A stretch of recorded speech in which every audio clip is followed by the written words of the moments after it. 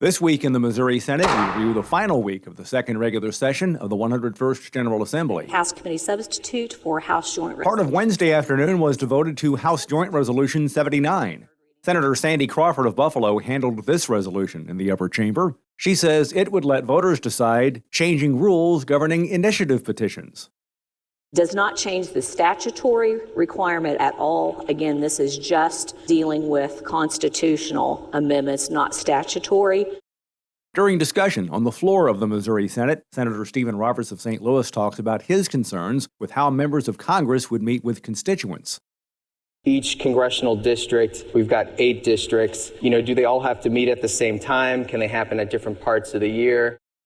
House Joint Resolution 79 was laid over for future consideration. For House Bill 2116. Missouri senators spent part of their Tuesday on House Bill 2116. Senator Bill White of Joplin is the Missouri Senate handler. He tells his colleagues this measure seeks to establish the No Patient Left Alone Act. All our facilities have really been under the gun with this. They were required by federal mandate to do things that they really didn't want to do. They were the ones that had to say, no, you can't come in. During discussion on this proposal, Senator Jill Schupp of Creve Coeur says she agrees with the need for this legislation. I think it's important that we have the ability for people to be able to go and visit them and take care of them and watch out for them when they're in these situations.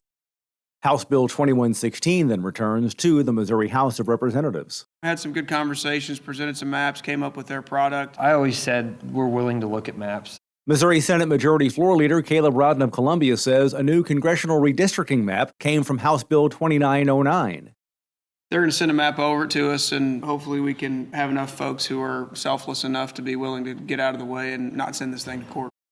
Missouri Senate Minority Floor Leader John Rizzo of Kansas City says he still favors the map Missouri senators passed as part of House Bill 2117 earlier this session. If, in fact, they can make everybody happy and find the unicorn map, as I've been saying this session, we're more than happy to take a look at it. House Bill 2909 now heads to the governor's desk. Put money directly back into the pockets of Missouri taxpayers. Targeted tax cut helps working families. Missouri Senate President Pro Tem Dave Schatz of Sullivan says lawmakers were able to give most Missourians a $500 tax refund. Skyrocketing fuel costs, inflation, food prices, I think something's going to be beneficial. Senator Rizzo says they made sure to set income guidelines.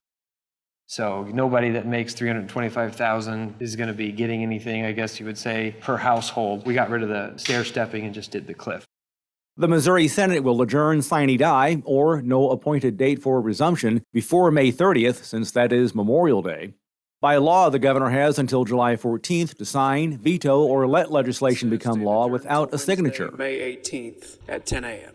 And remember, you can follow these and other issues facing the Missouri Senate, plus see a complete list of truly agreed to and finally passed legislation by visiting our website, senate.mo.gov. Reporting from the state capitol, I'm Dean Morgan.